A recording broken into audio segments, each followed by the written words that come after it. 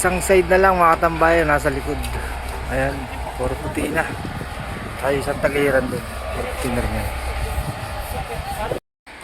Ito nga po pala yung project na ginagawa ko dito sa Kanlurang Balikboy, dito sa solar power. Ayan. Sa subcon po tayo dito sa Nabi. Yan, ito po yung ginagawa natin. Nasa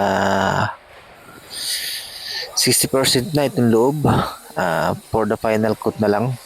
At kaunting retouch lang dito sa loob. Lahat po ng loob, pati steel leak, tapos na. Itong wall na lang po talaga ang ating problema dito sa ginagawa namin. Kasi hindi pa natin ma-final coat kasi madami pa silang gagawain. Magkakadoy pa ang ating wall at madami pa tayong i-retouch pati. Ayan. Pero po yun ay bayad ng steel leak. Ang wall ay 65% na bayad na sa atin. Bali, 35% na isingilin natin sa wall. Pero malayo pa. Layo pa. Lahat pang gawain natin dito sa wall. Pero okay na rin. Pang-abot na rin yan. Yan, medyo hindi man kalaki itong project na ito. Bali, 5 lang kami yung gumagawa. 4 yung tao ko, 5 ako. Ayan, pinagkatiwalaan tayo ni Nabi. Ayan. Ayan. Sobrang init lang mga katambayan. Ayan. Paspas na yung mga tao doon pag i-skim coat sa labas. Ayan. Ayan, may salamin na. Nilagyan na lang ng salamin.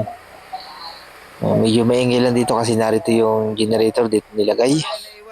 Then ito yung kailan likuran. Ayan. Sa lawak pa nang lalagyan ng mga solar. Yan. Kabundukan yan. Ayan. Yan yung last na side na gagawin natin. Siguro by Monday. Diyan na tayo lilipat sa area na yan. Para maputihan natin lahat ng paligid.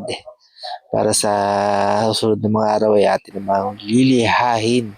And then tap ng Architects. Then file ng billing for 50%.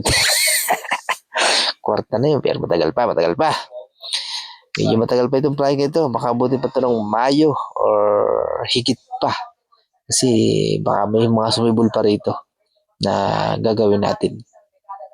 Yan. Yan, ito yung labas, mga katambayan. Yan. Yung ginagawa ay, yung kabila ay, yan. May mga nakalagay na yan. Para tayo nasa Greenland na. Ayan, ang buwan, no? Lumalapit, oh. Ayan. Ganyan sa Greenland, di ba? Ayan. Yan po yung mga sa solar. Nakabang na yung mga gagamitin. Mga tower. Ayan. Maliit man ang kinikita mo ngayon, malaking bagay yan kumpara sa wala. Bawat sentimo ay bunga ng sipag mo. Tandaan mo, ang malalaking tagumpay ay nagsisimula sa maliliit na hakbang. Magtiwala ka sa proseso, ipagpatuloy mo lang. Darating din ang panahon na aanihin mo ang mas malaking biyaya.